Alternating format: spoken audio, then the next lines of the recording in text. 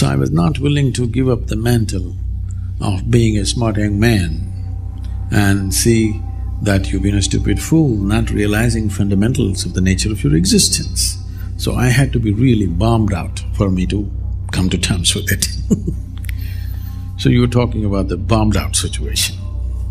So it happened, I was into business by then, very successful for those times. Nobody expected me to be that successful in such a short span of time. And I'm already into half a dozen commercial activities and all of them are flourishing. Of course, I'm doing a whole lot of circus. My schedule was like morning 5:30 to 11 in the night every day.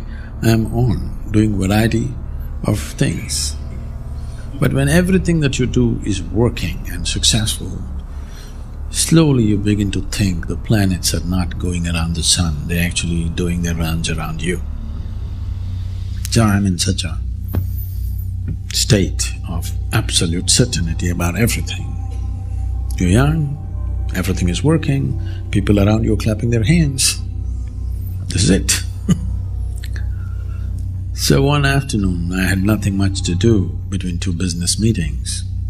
And this is a kind of a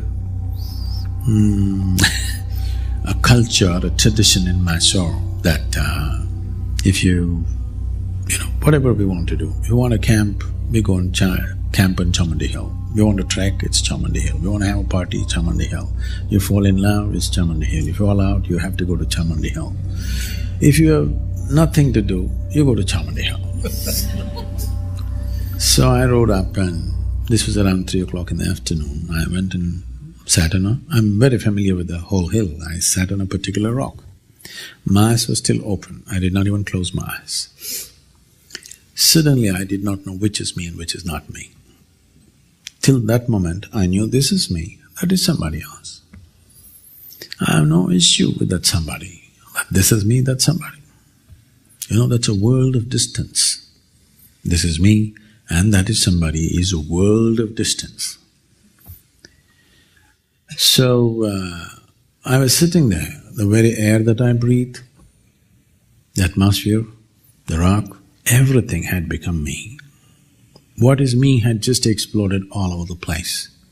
I thought this insanity lasted for about 5–10 minutes, but when I came back to my normal senses, about 4.5 hours had passed. I'm sitting right there, fully conscious, eyes open. Sun has set. For the first time in my adult life, tears. Me and tears were impossible. I was like this. I remember when I was 8 years of age, something happened and tears came. I was at school. I made up my mind, never again in my life another teardrop is ever going to come out of my eyes. And I kept it up till I was 25. And here I am, my shirt is wet. To that extent, 4.5 hours tears have been running, and I never realized it's 4.5 hours, I thought it's just about 10 minutes.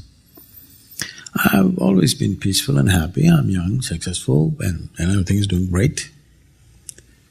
But every cell in my body is opening up like a flower, and I'm dripping with ecstasy.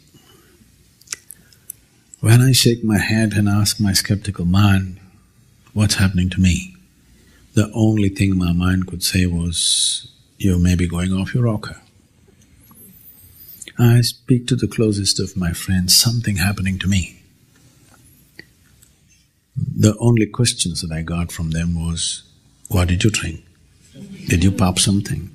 This is all. What I'm trying to say is there was no context anywhere for me. I did not grow up in any spiritual traditions, I had not heard of any such thing, I was too arrogant to go anywhere, to be exposed to anything. I was busy with my own thing, my own wild ways of doing things. Here I am, something totally extraordinarily different happening to me. The next time that it happened is significant because there were people around me. I went and sat at the dinner table with my family. I actually thought it's 2 minutes. About 7 hours had passed. I'm right there, eyes open, fully conscious, just time. It doesn't make logical sense. I don't expect you to, either understand or believe. These kind of things. It's just that time would just flip. Once I sat down, I thought it's about 25–30 minutes. When I opened my eyes, a big crowd had gathered, garlands all over me, people trying to pull my feet, and somebody wants to know about his business, somebody wants to know when his daughters will get married. I said, "What? Where did you all come from?" They said, "You've been sitting here for 13 days. I thought, this is crazy. And I tried to open my legs, my knees were stuck. Then I knew time has passed. I didn't know, but my body is recording time. I just could open my knees, they had to bring hot water and massage me, and it took me almost an hour and a half to get my knees moving. Then I had to leave the place to avoid the attention, and by then, in about 6 weeks' time, my gait changed without any effort, the way I walk. My voice changed, the shape of my eyes changed. People around me could see something fundamental was changing within me. What happened within me I can never articulate. Simply lifetimes of memory descended on me with such weight, kind of it left me, to come to terms with that. Suddenly everything around me and everybody that I knew for a lifetime looked like absolute strangers. And it is not… I cannot say it was difficult. Definitely it was daunting. It was huge. So my skeptical mind kicked in and said, this can't be true, because if I accept this is true, I have been an utter idiot all my life. I don't like that. So I traveled. Next year and a half I just traveled everything that came in my memory just to ascertain if it is true. Every one of those places that I saw were 100% the way I had seen in my mind. And this took me to various places.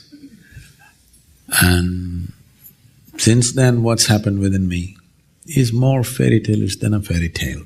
I don't expect anybody to believe such things because I do not believe such things.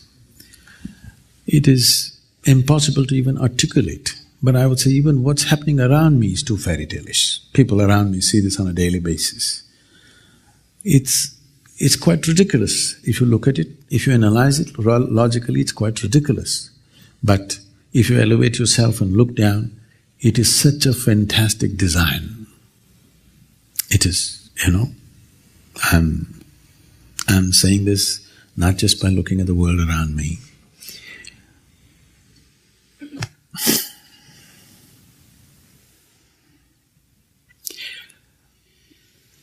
What we're just referring to as creation is such a fantastic, coordinated design. It's unbelievable. No human being can logically ever arrive at this and say, okay, I gotten it. It's too much. At the same time, everything is so cohesive and so fantastic. When you see it, even for a moment if you see it, there is no way you can ever remain the same person. So since then my life has been just to make devices through which somehow you rub off this experience on people, even if it's for a moment. I can tell you millions of people today are in such a state, if they just as much as close their eyes, tears of ecstasy will dribble down. They do not know the ultimate, but they're near. Just the fragrance of the ultimate just breaks them up, dissolves them. This is something that must happen to every human being before we fall dead. This is a goal that all of you must set. Whether before you fall dead, whether you become a billionaire or not, I do not know. That's subject to many things. Whether you climb Mount Everest or not, I do not know whether you have the legs or the lungs for that. Whether you're going to run 100 meters in 7 seconds or not, I do not know. But before you fall dead, at least you must know this piece of life in its entirety. This is important and important, because if you pass this life without knowing the nature of what this is, in my opinion, it's a wasted life. It doesn't matter what you might have done, what achievements you might have done in the world. If you leave this place without knowing this piece of life in its entirety, it's a wasted life, because what this is bigger than anything that we can ever think of doing in this world.